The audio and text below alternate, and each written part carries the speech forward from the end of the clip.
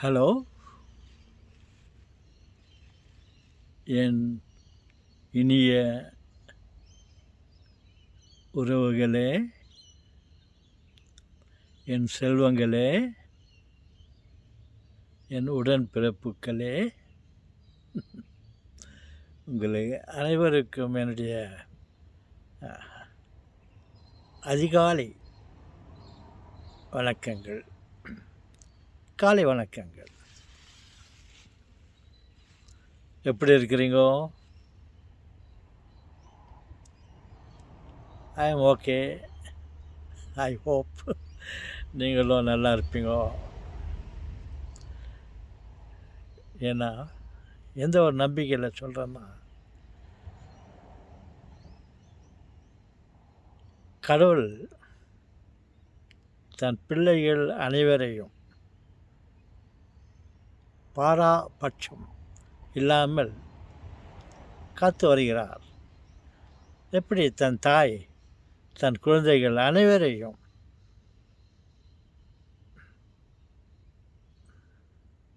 காத்து கொண்டு வருகிறார்களோ, அதேபோல் கடவுளுடைய காப்பாற்றால் நீங்களும் நானும் நலமாக இருக்கிறோம். ஆமாம் தாத்தா, நாங்கள் நல்லா இருக்கிறோம். நீங்கள் நல்லா இருந்தால் எங்களுக்கு ரொம்ப சந்தோஷம். செல்வங்களே, நானும் உங்களுக்கு அதைத்தான் சொல்லுகிறேன். நீங்கள் நன்றாக இருந்தால் எனக்கு சந்தோஷம்.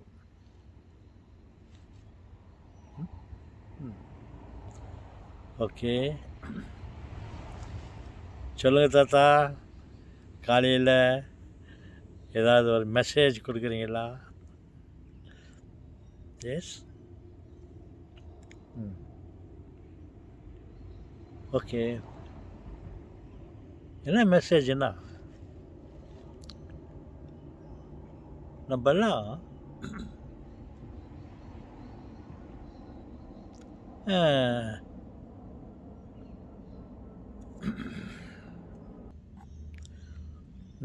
இந்த காலை நேரத்தில்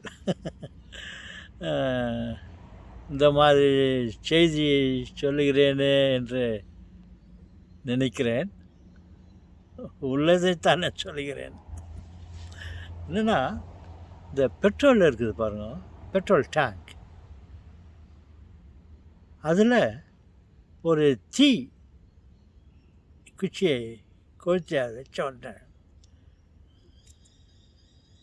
டமார் ஒரு பற்றி எரிந்து விடும். ஏன்னா ஒரு இடத்துல வச்ச தீ அந்த பெட்ரோல் முழுதும், அந்த டேங்க் முழுதும் அந்த இடத்த ஃபுல்லாக எரிச்சிடும். அது நம்ம எல்லாருக்கும் தெரிஞ்ச விஷயம். நீங்கள் என்ன தெரியாத விஷயத்த சொல்ல போகிறீங்க தாத்தா? நீங்கள் சொல்கிறதெல்லாம் புதுசாக தான் தெரியுதுன்றீங்களா? நம்ம எல்லோரும் இந்த மின்சாரத்திற்கு இடையில் இருக்கிறோம். உங்களுக்கு தெரியும், மின்சாரத்தினுடைய விளைவு, அதனுடைய சக்தி உங்களுக்கு தெரியும். கையை வச்சுட்டா மின்சாரத்தில் ஷாக் பர்ன் ஆகிட்டு எரிந்து போகும். அதேபோல் நம்ம எல்லோரும் அந்த மின்சாரத்திற்கு இடையிலே இருக்கிறோம். பாட்டம் முதல் டாப் வரலையும், இல்லைங்க டாப்லேருந்து பாட்டம் வரலையும், இந்த சுற்றுப்புறம் எல்லாத்துலேயும்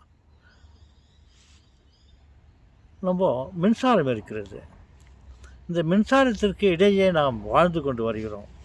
கடவுள் நம்மை பாதுகாப்பாக வைத்து கொண்டிருக்கிறார். பாருங்க, அந்த மின்சாரத்துக்கு உள்ள நம்ம பாதுகாப்பாக இருக்கிறோம்.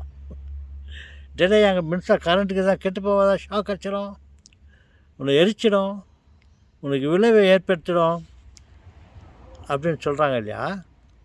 நம்மளை அந்த மின்சாரத்துக்கு உள்ள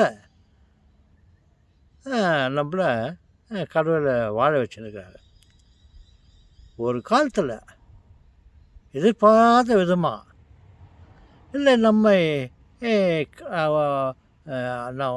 படைப்புகள் அனைத்தையும் அழிக்க வேண்டும் என்ற ஒரு எண்ணம் அவருக்கு ஏற்பட்டால், மனித மனம் ஒரு குரங்கு, அதை தாவ விட்டால் தப்பி ஓட விட்டால் நம்மை ஆபத்தில் ஆழ்த்திவிடும். ஆமாம், நீங்கள் கடவுளை பற்றி பேசிட்டு போயிட்டா மனுஷனை பற்றி பேசுவீங்க. அவர் மனுஷன், அவர் முதல் மனிதன், அவங்களுக்கு அப்பா அவர். அந்த மனிதன் மனம் மாறிவிட்டால் அப்படி ஒரு கனெக்ஷன் சுவிட்சை போட்டாருனாக்கா இந்த உலகத்தில் இருக்கிற அத்தனை அணுக்களும் ஷார்ட் சர்க்யூட் ஏற்பட்டு அனைத்து அணுக்களும் ஷார்ட் சர்க்யூட் ஏற்பட்டு அதை ஷார்ட் சர்க்யூட் பண்ணிவிட்டார்னா பஸ்மம் அப்படின்னு எனக்கு தோணுச்சு.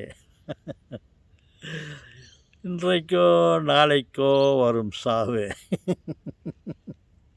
அதனால் தைரியமாக இருக்கலாம்.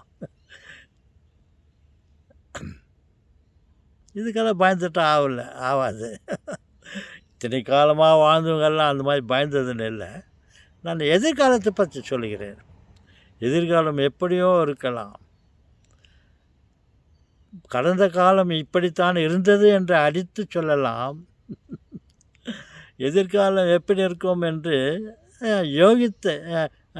யூகித்து சொல்லலாம். வாய்ப்பு இருக்கிறது. எப்படி ஒரு பெட்ரோல் டேங்க்கில் ஒரு குச்சியை வச்சுட்டாக்கா எப்படி பெட்ரோல் டேங்கை எரிஞ்சிருந்தோம், அந்த மாதிரி நம்ம எல்லோரும் அந்த மின்சார அடைப்புக்குள் இருக்கிறோம், வாழ்ந்து கொண்டு இருக்கிறோம்.